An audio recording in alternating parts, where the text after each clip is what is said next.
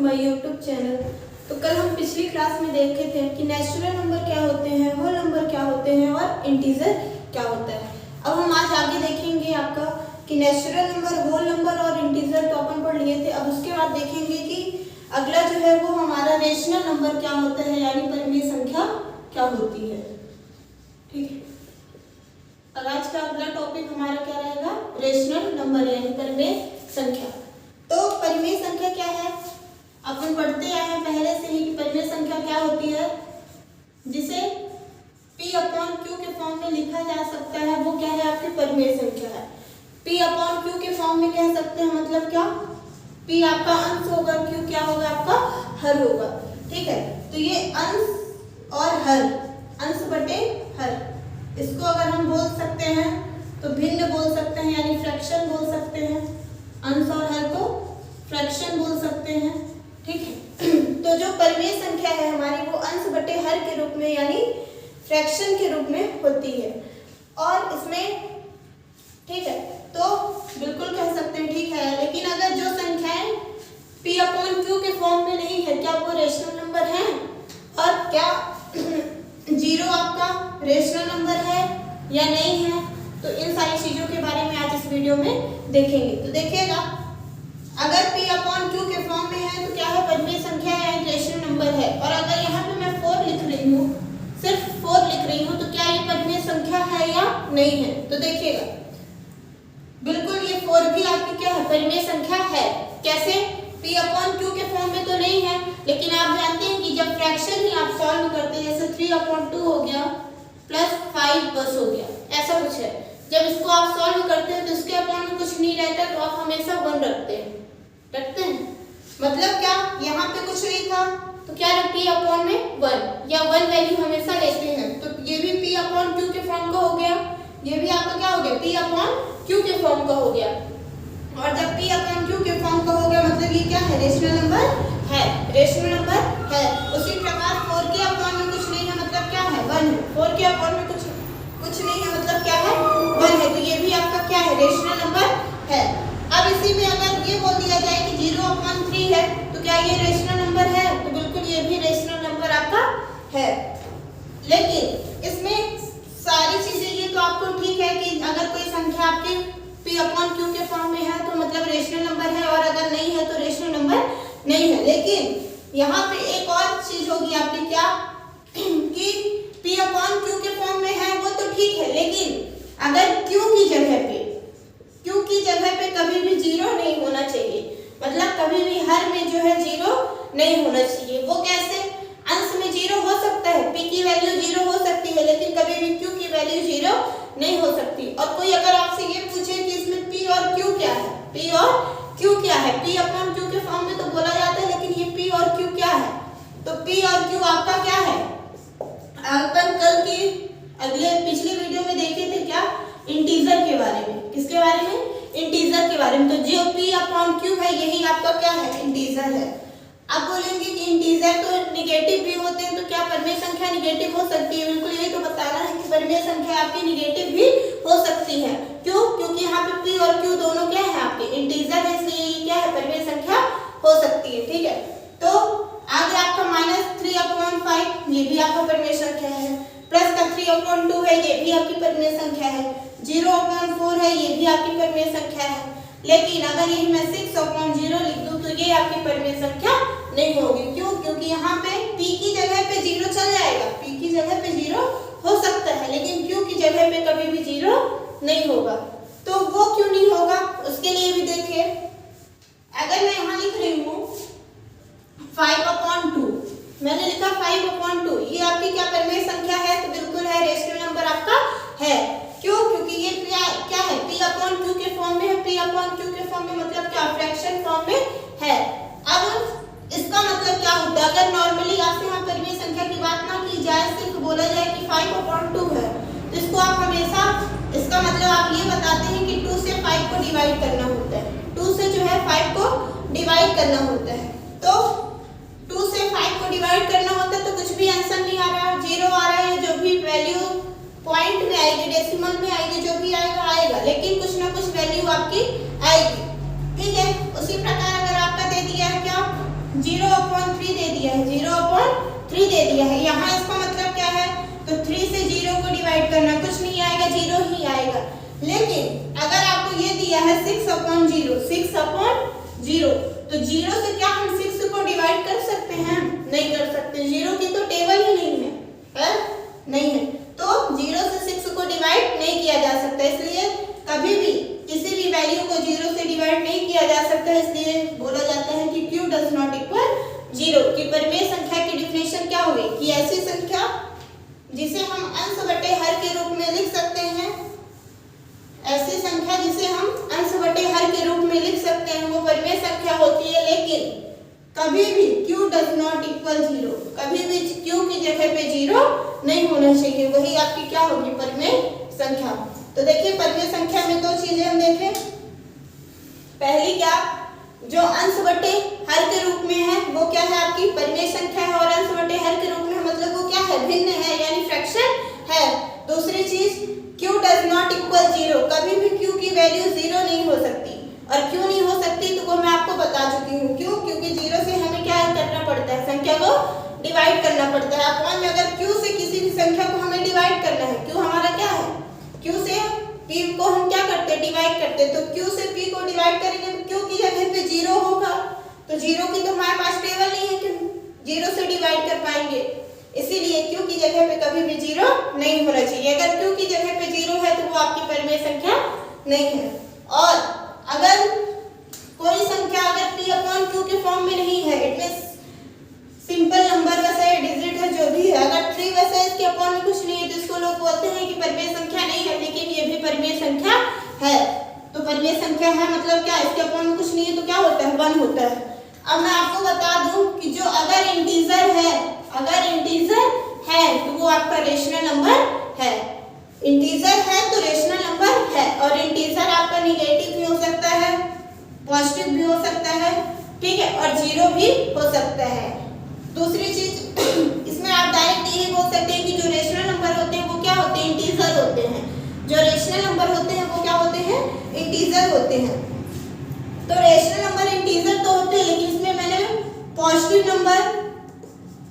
Number, negative number और 0 तीन चीजें बताई थी, मतलब इंटीजर में ये तीनों आ रहे हैं और रेशनल नंबर ये तीनों हो सकते हैं। तो हाँ बिल्कुल ये सब हो सकते हैं, बस आपको इसीलिए q के लिए अलग से आपको बताया गया है कि q डज नॉट इक्वल 0, मतलब q की जगह पे कभी भी 0 नहीं होना चाहिए। तो ये आपका था रेशनल नंबर, ठीक है। इसके बाद हम अगला टॉपिक देखेंगे कि इरेशनल नंबर क्या है। रेशनल नंबर के बाद हम अगला देखेंगे कि इरेशनल नंबर क्या है। देखिएगा, रेशनल नंबर के लिए आप क्या बोल सकते हैं कि ऐसी संख्या जिसे p/q के फॉर्म में लिख सकते हैं, यानी फ्रैक्शन फॉर्म में लिख सकते हैं, वो क्या है आपका रेशनल नंबर। और रेशनल नंबर में जो p और q की वैल्यू बोली जाती है, तो ये क्या होती है, तो p और q आपका क्या है, कोई भी इंटीजर वहां पे हो सकता है। p और q आपके क्या है, कोई भी इंटीजर है। इंटीजर मतलब क्या, पूर्णांक, इंटीजर मतलब क्या, पूर्णांक, ठीक है। तो देखिएगा अब अगला हम देखेंगे क्या, इरेशनल नंबर। इरेशनल नंबर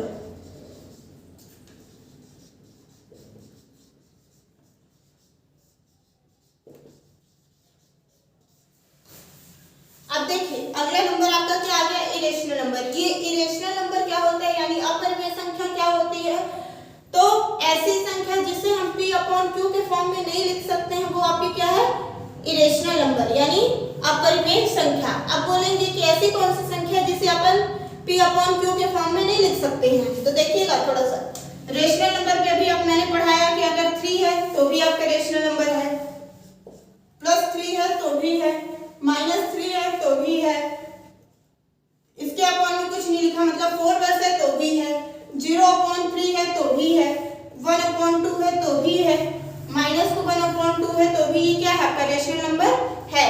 लेकिन अगर यहाँ पे यही आ जाए √4, तो क्या ये आपका रेशनल है या इरेशनल है, ठीक है। तो ये सारी चीजें अब हम देखेंगे किसमें, इरेशनल नंबर में। तो देखिए अपन ने अभी क्या बोला कि जो अपरिमेय संख्या है वो क्या होती है, जिसे p/q के फॉर्म में नहीं लिखा जा सकता, वो क्या होती है आपकी अपरिमेय संख्या, यानी इरेशनल नंबर। तो किसे हम नहीं लिख सकते p/q के फॉर्म में, है ना। देखिएगा तो सब कहते हैं किसे √4 ठीक है, देखिए √4 है, √2 है, √3 है, √16 है, कुछ भी है, इनको क्या हम अपरिमेय संख्या बोलेंगे। क्या सही है इनका बोलना? और दूसरी चीज इसमें आपसे हमेशा क्या पूछता है, पाई के लिए बोलते हैं और 22/7, ठीक है, इन दोनों चीजों को बोलता है पाई, और पाई का मान जो आप रखते हैं 22/7 उसके लिए पूछता है। तो देखिएगा कि अपरिमेय संख्या में जो रूट के लिए बोला जाता है कि रूट संख्या को नहीं रख सकते हैं, मतलब रूट संख्या को परिमेय संख्या नहीं मानते हैं, वो डायरेक्ट क्या होती है, अगर रूट लगा है तो वो क्या है, अपरिमेय संख्या है। तो ऐसा बिल्कुल नहीं है, सारी संख्याएं आपकी रूट वाली अपरिमेय संख्या या सारी संख्याएं रूट वाली परिमेय संख्या नहीं होती हैं। उनमें से कुछ आपकी अपरिमेय संख्या है और कुछ आपकी परिमेय संख्या है। तो देखिए कौन सी अपरिमेय संख्या है इनमें से और कौन सी परिमेय संख्या है। तो दो नाम सुने होंगे आप, क्या, पहला परफेक्ट स्क्वायर, परफेक्ट स्क्वायर, दूसरा सुने होंगे नॉन परफेक्ट स्क्वायर। पहला आपका परफेक्ट स्क्वायर मतलब क्या, पूर्ण वर्ग, पूर्ण वर्ग, और दूसरा नॉन परफेक्ट स्क्वायर का मतलब क्या, जो पूर्ण वर्ग नहीं है, जो पूर्ण वर्ग नहीं है। तो देखिए परफेक्ट स्क्वायर का मतलब, पूर्ण वर्ग का मतलब ये है कि जब किसी संख्या का आपस में दो बार गुणा करें, जब किसी संख्या का आपस में दो बार गुणा करें और प्राप्त गुणनफल हमें वही संख्या मिले जो यहाँ पे अपन है, वही आपकी क्या होगी, पूर्ण वर्ग। जैसे यहाँ पे √4 लिखा है, तो मैं इसको चेक करती हूँ, जो 4 है वो क्या किसी का वर्ग है, यानी 4 किन्हीं भी दो संख्याओं को आपस में गुणा करने पर मिलता है, क्या प्राप्त गुणनफल 4 होता है, और अगर होता है तो वो पूर्ण वर्ग है, नहीं होता तो पूर्ण वर्ग नहीं है। तो देखिए आप सब जानते होंगे कि जो 2 का स्क्वायर होता है, इसका मतलब ये 2 का स्क्वायर मतलब यही ना, 2 × 2, दो का आपस में दो बार गुणा, और गुणा करने पर प्राप्त गुणनफल अगर हमें मिल जाता है वही आपका क्या है, पूर्ण वर्ग है। तो देखिए 2 दूनी 4, यहाँ पे 4 हमें मिल रहा है, 4 हमें मिल रहा है, तो 4 तो मिल गया। अब इसको अगर अपन ये पूछे कि 4 का स्क्वायर रूट क्या होता है, 4 का स्क्वायर रूट क्या होता है, तो आप 2 × 2 करते हैं, फिर पेयर बन गया तो रूट से बाहर वैल्यू भेजते हैं, इसके रूट के बाहर वैल्यू आ जाती है, ठीक है।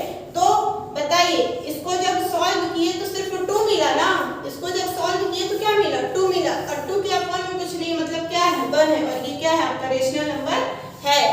ये रूट में होते हुए भी ये आपका क्या है, रेशनल नंबर है, रूट में है, इसका मतलब ये नहीं कि आपका रेशनल नंबर नहीं है, ये सिर्फ क्या है, इरेशनल नंबर। तो ऐसा नहीं है, सिर्फ वही संख्याएं आपकी रेशनल नंबर होंगी जो नॉन परफेक्ट स्क्वायर में होंगी, ऐसी संख्या ही होगी आपकी इरेशनल नंबर, अपरिमेय संख्या जो नॉन परफेक्ट स्क्वायर होंगी, और जो परफेक्ट स्क्वायर है उनमें से वो आपकी क्या है, रेशनल नंबर, यानी वो परिमेय संख्या है और उनको P/Q के फॉर्म में लिखा जा सकता है। बोलेंगे कैसे, इनका जब अपन स्क्वायर रूट निकालेंगे, जैसे इसमें से हो गया आपका 4 आपका रेशनल नंबर है, 16 √16 आपका रेशनल नंबर है, और जहां तक कि पाई को इरेशनल नंबर में रखा गया है, और 22/7 जो पाई का मान होता है वो आपका रेशनल नंबर है, ठीक है। तो √16 को जब सॉल्व करते हैं अपन तो ऐसे करते हैं, फैक्टराइजेशन करते हैं √16 का, 2 8 जा 16, 2 4 जा 8, 2 2 जा 4, 2 1 जा 2, 1 2 3 4, रख दीजिए 2 3 4। अब बताइए 2 का पेयर बना बाहर आया, 2 का पेयर बना बाहर आया, 2 2 जा 4, सिर्फ 4 आया ना, √16 को सॉल्व किए तो क्या आया, 4 आया, और यही 4 हमारा इसके अपॉन में कुछ नहीं, मतलब क्या है, 1 है, और जब इसके अपॉन में 1 आ गया मतलब ये क्या है, रेशनल नंबर है, ये आपका इरेशनल नंबर नहीं है। तो देखिए हम पढ़ रहे थे इरेशनल नंबर, तो उसके बारे में आप क्या बोल सकते हैं कि ऐसी संख्या जो P/Q के फॉर्म में नहीं लिखी जा सकती है वो आपकी क्या होती है, इरेशनल नंबर, यानी अपरिमेय संख्या। तो सिर्फ लिख किससे नहीं सकते हैं P/Q के फॉर्म में, तो वो आपकी कौन सी है, नॉन परफेक्ट स्क्वायर, जो किसी का पूर्ण वर्ग नहीं होता है। तो ये आपकी हो गई परिमेय संख्या और अपरिमेय संख्या। अब जो हमारे क्लास 10th के फर्स्ट चैप्टर का नाम है यानी रियल नंबर, हमारे क्लास 10th के फर्स्ट चैप्टर का नाम क्या है, रियल नंबर यानी वास्तविक संख्या। अब आपकी आती है क्या, वास्तविक संख्या। तो देखिएगा वास्तविक संख्या क्या है, ठीक, संख्याएं आपकी दो होती है, एक काल्पनिक संख्या, दूसरी वास्तविक संख्या। काल्पनिक संख्या क्या होती है? तो इमेजिनरी नंबर ये आपका क्या होता है? काल्पनिक संख्या है, जिसमें आप आयोटा पढ़ते हैं कि आप 11th क्लास में 12th क्लास में पढ़ेंगे आयोटा के बारे में। और सिर्फ हमारी यहाँ पे जो 10th तक चलती है वो आपकी क्या है? रियल नंबर चलता है, यानी वास्तविक संख्या चलती है, जो आज हम देखेंगे कि ये वास्तविक संख्या क्या होती है।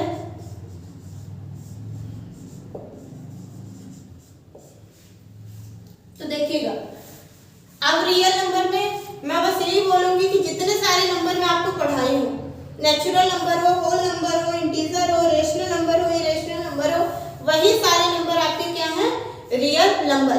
वास्तविक, वास्तविक मतलब क्या? वास्तव में अब जितनी भी संख्याएं हैं वही आपकी क्या है? वास्तविक संख्या। कहेंगे कैसे? तो देखिए, वास्तविक संख्या कुछ और नहीं है, आपके रेशनल और इरेशनल नंबर को ही मिला के बनती है क्या? वास्तविक संख्या, यानी परिमेय संख्या और अपरिमेय संख्या को ही मिला के आपका क्या बनता है? वास्तविक संख्या।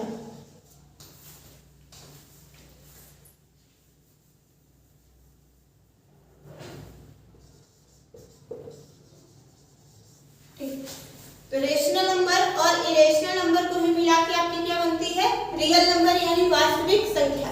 ठीक है, जितनी भी संख्या आप आपस में पढ़े हैं वही सारी आपकी क्या हो जाएंगी? वास्तविक संख्या।